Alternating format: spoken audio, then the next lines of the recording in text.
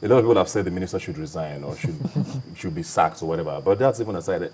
Some sort of responsibility needs to be taken, because one of the first statements he made after this was blaming the victims, saying they didn't stick to orders by rushing and being disobedient, basically, which resulted in the stampede.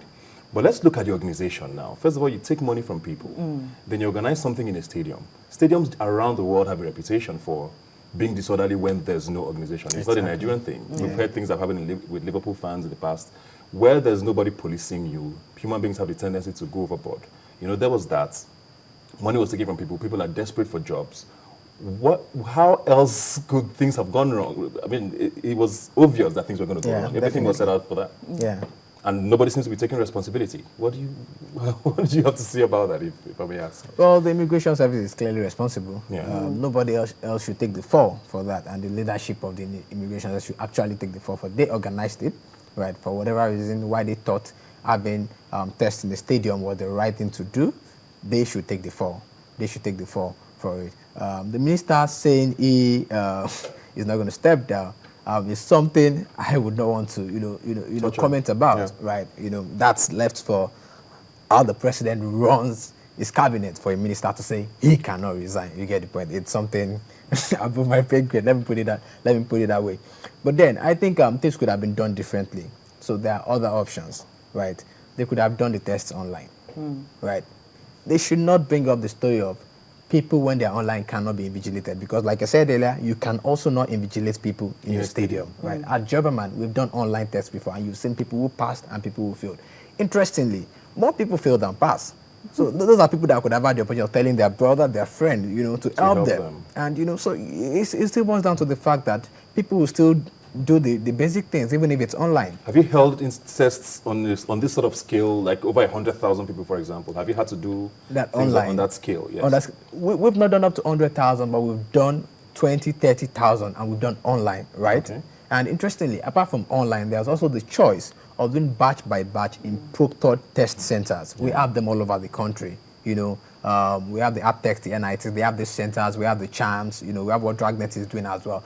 These places are there. You get the point, But then, the way it works. Some people just decide to, make some extra buck, contracts and all that, and then they mess up the whole thing. And I think, it's one of these things that brings to fore the fact that before things are done in Nigeria, people need to think about the real impact on exactly whether it's just about making money, whether it's just a white elephant project, or whether we're going to get real value from exactly what we're organizing. And that's what this has brought to the public now. Now we can clearly see the fact that it was just all like a scam in a sense. But like you said before, this is not the first time this is happening. It has happened before, and it happened again. And Mr. President, in his own speech or his own press release, did say he was going to offer preferential treatment. I don't know if that means they're going to get automatic jobs to relatives of those who have died and all the injured. And we heard reports about people flocking to the National Hospital the next day to report their injuries because they wanted to get employed. Was that the answer? In my opinion, I don't think that should have been the way to go. Because when I heard that, the first thing I said was, were they even qualified in the first place to, get the job? So fine, some people have died. You're offering their families, the positions automatically. And I'm thinking, just because that happened, their families might not necessarily be suitable for the job. I mean, the whole essence is to get the right people right, to be able to do the job. So for me, I don't think that was the way to go. I think it was just a quick fix, let's find a way to compensate them and all of that, just to get things to die down. But that's certainly not the way to do. Like you rightly said, they had no business doing that in the first place. They could have contracted it out to, but they did, though. I heard there was a consultant who was the person who suggested all of this that happened. Who approved it? Yes. The heads should roll, as far as I'm concerned. Heads should roll. Who approved that to happen? When the consultant brought, their proposal to say that they were going to, hold it at a stadium, and somebody actually put pen to paper to sign that and said, okay, go ahead. I'm wondering, how they thought that the whole thing was going to work.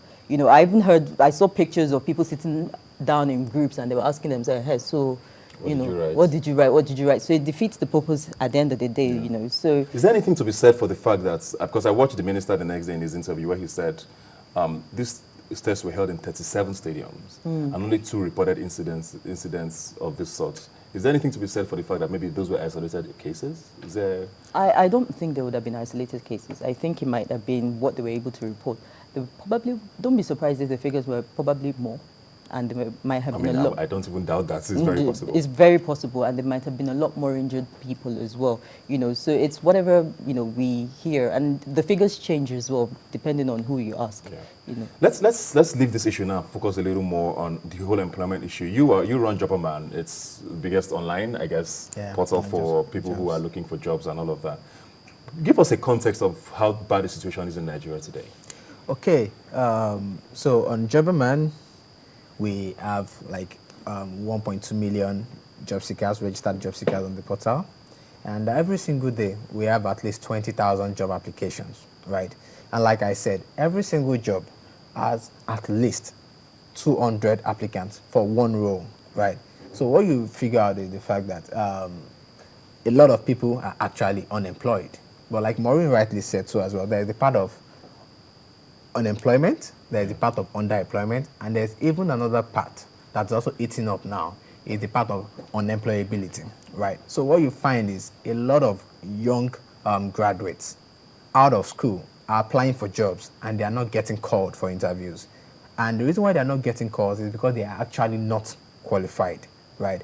I would not say it's their fault, if you ask me. Because what I've seen, if you look at the developed countries, say a country like America, I've actually met people from Harvard and MIT that are actually not very smart, personally. And, I've even given that a lot of discount in terms of those schools being actually Ivy League, as they call it. So what I discovered is the fact that a lot of people that schooled abroad, or a lot of Americans and Europeans, they are smart, or they look smart because the structure is there. The educational system makes them look smart. So even the worst of them is better than the average or the very good guy that you will get from Nigeria, and that's what we have. So I think education has a lot to do with this whole unemployment saga. But let's leave that aside. The point is, a lot of people are actually unemployed.